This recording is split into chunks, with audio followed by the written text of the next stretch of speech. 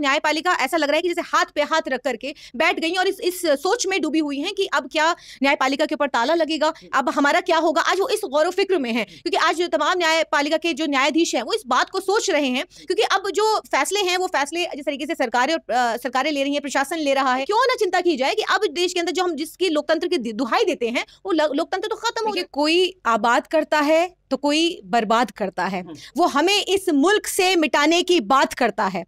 कह दो उस तानाशाह से, कह दो जाकर उस तानाशाह से कि हम कुरान को मानने वाले हैं, कुरान हमारे सीने को फौलाद करता है। देखिए जिस तरीके से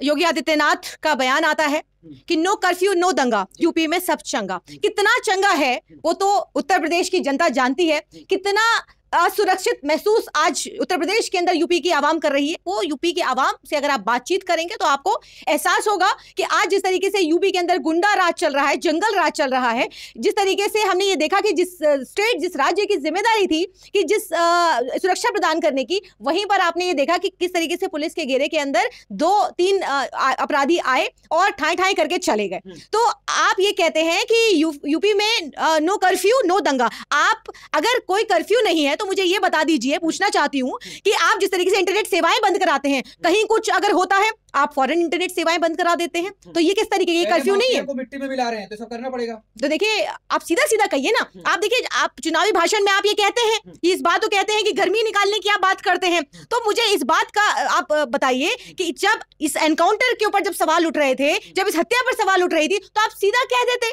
सीधा कहते। इतना घुमा फिरा करके कहने की क्या जरूरत है कि आपने गर्मी निकाल दी, चर्बी निकाल दी, इस तरीके के भाषण आप कह रहे हैं कि यूपी में अब सब चंगा है। कितना चंगा है, कितना आप उत्तर प्रदेश के अंदर अगर आप जाएंगे तो कितनी महिलाएं वहां पर सुरक्षित हैं, किस तरीके से दिन दहाड़े जिस तरीके से महिलाओं के साथ उत्पीड़न हो रहा है, रेप की घटनाएं सामने आ रही हैं यूपी के अंदर। ये देखने को मिल रहा है कि क्योंकि आप देश को उस तरफ लेके जा रहे हैं कि एक नाबालिग बच्चे के कपड़े उतरवा करके उसी के दोस्त जो है वो ये कहते हैं जय श्री राम के नारे लगाओ। कह रहे हैं कि आप चाहते हैं कि अपने बच्चे के हाथों में मतलब बंदूक देखिए, टैब देखिए, मोबाइल देखिए। देखिए ऐसा है, जब आपने उत्तर प्रदेश को ही नहीं 2014 के बाद जिस तरीके से देश को जिस तरफ धकेला है कि जिनके हाथ में किताबें होनी चाहिए थी उनके हाथ में आपने तलवार पकड़ा दी, उनके हाथ में आपने बंदूकें पकड़ा दी, और जिस तरीके से अब आप इस नैरेटिव को सेट कर रहे हैं कि देश के अंदर न्याय तो आप सालों तक लंबित रहता है, सालों तक लोगों को न्याय नहीं मिलता, तो बंदूक और तलवारों की नोक पर आप न्याय हासिल कर सकते हैं। और ये उत्तर प्रदेश में हमें देखने को भी मिला है। उसके बाद जिस तरीके से हम लगातार देख रहे हैं कि चुनाव के बीच में जो आप, क्योंकि ये संघीपन जो है वो लगातार देखने को मिला कि आज गुजरात के बीच चुनाव में आपने बिल्किस बानो के आरोपियों को आप छोड़ते हैं, मिठाई खिलाते हैं, फूलमालाओं से स्वागत करते हो और फिर अपनी पार्टी का टिकट देकर के चुनाव लड़वाते हैं। कर्नाटक चुनाव के बीच में आप देखिए गुजरात दंगों के आरोपी जो 67 आरोपी थे, उन आरोपियों को छोड़ते हैं, आप रिहाई देते हैं। जिसको बाबू बजरंगी और जिस तरीके से जयदीप पटेल और तमाम जो आरोपी थे, तो आप कर्नाटक चुनाव के लिए सब, क्योंकि सत्ता के लिए सब कुछ जायज है, सत्ता के लिए आप अपराधियों के साथ खड़े हैं और ये बात साफ संदेश है कि भाजपा की तरफ से कि हम अपराधियों के साथ खड़े हैं। माफिया थे खत्म हो गए उत्तर प्रदेश में, तो बिल्कुल सफाया हो गया, मतलब कोई बचा ही नहीं है। योगी आदित्यनाथ डायरेक्ट कह रहे हैं कि भाषण में बिल्कुल, क्योंकि आप तो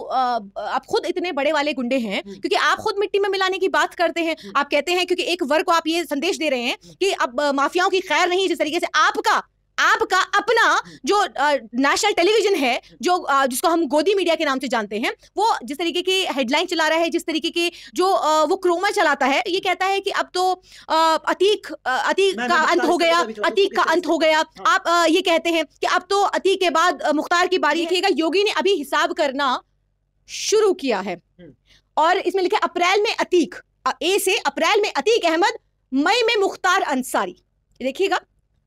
मुख्तार अंसारी मई में, यानी कि मई आने वाला है। और ये साफ संदेश है, मीडिया वालों को कहा गया है कि आप इस तरीके की हेडलाइन चलाइए, क्योंकि इन पर किसी तरीके की कोई लगाम नहीं है, किसी की कोई लगाम नहीं है, क्योंकि कानून से इनको डर लगता नहीं, क्योंकि इनके आका बैठे हैं इनके सर पर। तो इसके बाद अगर मैं एक और दिखाऊं, लिस्ट है तैयार अब की बार मुख्तार, तो यानी कि देखिए अतीक को जिस तरीके से चलाया गया, लगातार शाइस्ता को जिस तरीके से चलाया जा रहा है, यानी कि आज आप लोगों के दिलों में पहले से जहन को मजबूत कर रहे हैं। देखिए अतीक गया, बेटा गया, अब शाइस्ता की बारी, फिर अब मुख्तार की बारी। ये लगातार जिस तरीके से टेलीविजन नैरेटिव को सेट करने के पीछे क्या मंशा है कि किसी एक मतलब इसको समाज को, देखिए जिस तरीके से धर्म के नाम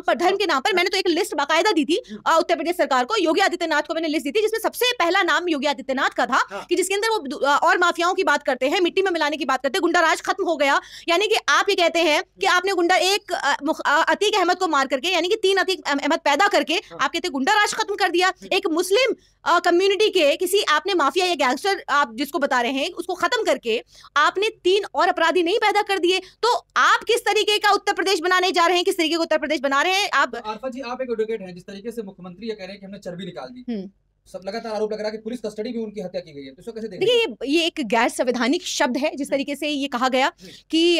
गर्मी निकाल दी है, और इस तरीके के शब्द मैं समझती हूँ कि किसी भी प्रदेश के मुख्यमंत्री या किसी भी पद पर बैठे किसी भी ऐसे मुख्यमंत्री या किसी भी ऐसे नेता को शोभा नहीं देता, खास करके उस पद की गरिमा को बनाए रखना उनकी जिम्मेदारी बनती है। और इस तरीके के बयान से कोर्ट से कोई कार्रवाई हो सकती है? देखिए हम तो कोर्ट से तो सुमोटो की बात कर रहे थे, SIT की बात कर रहे थे, अब इसके अंदर किस तरीके से सुप्रीम कोर्ट जो कमेटी बना करके किस तरीके से ये काम करेगी या कर रही है वो तो आने वाले टाइम पे पता चलेगा। लेकिन अब जाहिर सी बात है योगी आदित्यनाथ है, देश के अंदर भाजपा की सरकार है, और इस देश के अंदर कुछ भी कहो, कुछ भी बोलो, कैसे भाषण दो, क्योंकि भाषण तो सिर्फ राहुल गांधी जी के रिकॉर्ड होंगे और राहुल गांधी जी के ऊपर कार्रवाई होगी, कांग्रेस के कार्यकर्ताओं पर कार्रवाई होगी, लेकिन भाजपा के कार्यकर्ता और बाकी और जो भाजपा के नेता हैं, मंत्री हैं, वो तो साफ खुले तौर पर ये इस बात को कहते हैं जिस तरीके अतीक की हत्या की गई, एनकाउंटर के होते। अगर कुछ लोग भाजपा वाले ये कह रहे हैं कि गुंडा होते तो अब तक योगी आदित्यनाथ किसी को नहीं छोड़ते, हमारे पार्टी में कोई कुछ ऐसा है नहीं, ऐसे कह रहे हैं। देखिए एक लिस्ट है, एक लिस्ट है, इस लिस्ट के हिसाब से एक और लिस्ट मैंने निकाली है। पहले तो मैंने आपको एक लिस्ट दी थी, उस लिस्ट के बाद एक और लिस्ट है। सबसे पहला नाम है नरेंद्र मोदी, गुजरात दंगे, हरेन पांड्या हत्याकांड, फर्जी डिग्री राफेल स्कैम। उसके बाद दूसरा नाम है शाह सोहराबुद्दीन फर्जी एनकाउंटर, इशरत जहां फर्जी एनकाउंटर, जमीन घोटाला स्मृति ईरानी, फर्जी डिग्री, बेटी के बार रेस्टोरेंट का अवैध लाइसेंस,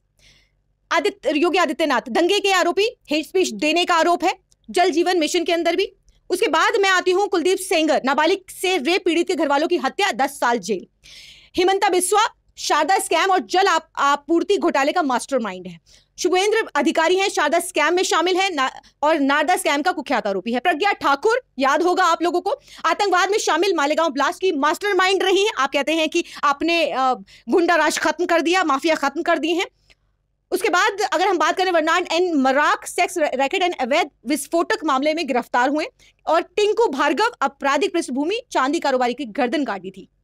फिर उसके बाद तालिब हुसैन, आपको याद होगा कि लश्कर आतंकी किसकी पार्टी से पकड़ा गया था, कौन था तालिब हुसैन, हम सबने देखा था सोशल मीडिया पे लगातार इसको लेकर के लगातार बीजेपी से सवाल पूछे जा रहे थे। Jammu and Kashmir BJP IT cell का प्रमुख और पाकिस्तान के से संबंध भी बताए जा रहे थे। कपिल मिश्रा दिल्ली दंगों का मुख्य आरोपी, हेट स्पीच देने का एक्सपर्ट, जिसको आप कहते हैं कि हम तो हमारी बीजेपी के अंदर किसी तरीके का कोई माफिया नहीं है और आपने बिल्कुल देश के अंदर माफिया मुक्त कर दिया है। आपके हिसाब से क्या कि बीजेपी के नेता अगर कुछ भी करते हैं तो उनके साथ कुछ भी नहीं होती है, मतलब वो वॉशिंग मशीन में धुल जाता है, ममता बनर्जी वाली बात कह रहे हैं? देखिए जाहिर सी बात है, क्योंकि आज जो हालात हैं देश के, जो आपको अगर आप न्यायपालिका से, क्योंकि आज न्यायपालिका ऐसा लग रहा है कि जैसे हाथ पे हाथ रख करके बैठ गई और इस सोच में डूबी हुई है कि अब क्या न्यायपालिका के ऊपर ताला लगेगा, अब हमारा क्या होगा। आज वो इस गौर फिक्र में है, क्योंकि आज तमाम न्यायपालिका जो न्यायाधीश हैं वो इस बात को सोच रहे हैं, क्योंकि अब जो फैसले हैं वो फैसले जिस तरीके से सरकारें ले रही हैं, प्रशासन ले रहा है, तो इस बात की क्यों ना चिंता जताई जाए, क्यों ना चिंता की जाए कि अब देश के अंदर जो हम जिसकी लोकतंत्र की दुहाई देते हैं वो लोकतंत्र तो खत्म हो चुका है। न्यायालय सरकार माफिया कह रही है, उनको न्याय मिल पाएगा जिस तरीके से पुलिस कस्टडी में उनकी हत्या हुई? देखिए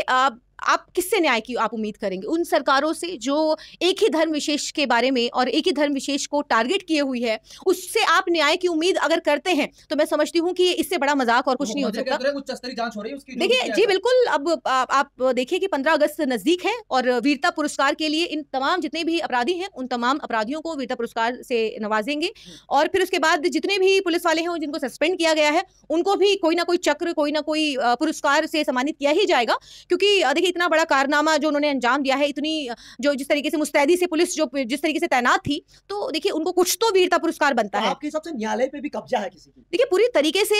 न्यायपालिका देखिए आज कुछ नहीं कर पा रही है। आज देश की जो सो कॉल्ड मीडिया है, देश का सो कॉल्ड मीडिया आज कुछ नहीं कर पा रहा है। तो आप ये सोचिए कि आप किससे न्याय की गुहार लगाएंगे, आप किससे इस बात की उम्मीद करेंगे कि आपको न्याय मिलेगा। अगर आप खास करके एक धर्म विशेषज्ञ, अगर आप अतीक अहमद की बात करते हैं, तो अतीक अहमद के केस के अंदर अगर वो लगातार सरकार से ये कह रहा था, सरकार से गुहार लगा रहा था, मेरी जान को खतरा है, लगातार वो मुख्यमंत्री से कह रहा था, तो आप देखिए न्याय हुआ। उसके बाद भी उसने पत्र लिख करके जिस अधिकारी से उसे खतरा था वो लगातार इस बात को कह रहा था। लेकिन आप ये देखिए कि इस पूरी सुनियोजित तरीके से जिस तरीके से उसकी हत्या की गई है, देखिए अगर कोई अपराधी है, कोई गैंगस्टर है, कोई माफिया है, तो उसका कोई भी समर्थन नहीं करता। लेकिन अगर जिस तरीके से लोकतंत्र को खत्म करके, लोकतंत्र को नेस्तनाबूद करके जिस तरीके से ये सरकारें काम कर रही हैं, मुझे लगता है कि आने वाले समय में अगर आप ये सोचते हैं कि अगर उसके घर उसके सर पर गाज गिरी है तो मेरे सर पर नहीं ये गाज गिरेगी, तो ये गलतफहमी है। ये देखिए आज नहीं तो कल, ये देखिए ये वक्त का पहिया है, ये घूमेगा, और ये वक्त का पहिया जब घूमेगा तो आप ये देखिएगा कि ये जितनी भी बंद फाइलें हैं वो बंद फाइलें दोबारा से खुलेंगी।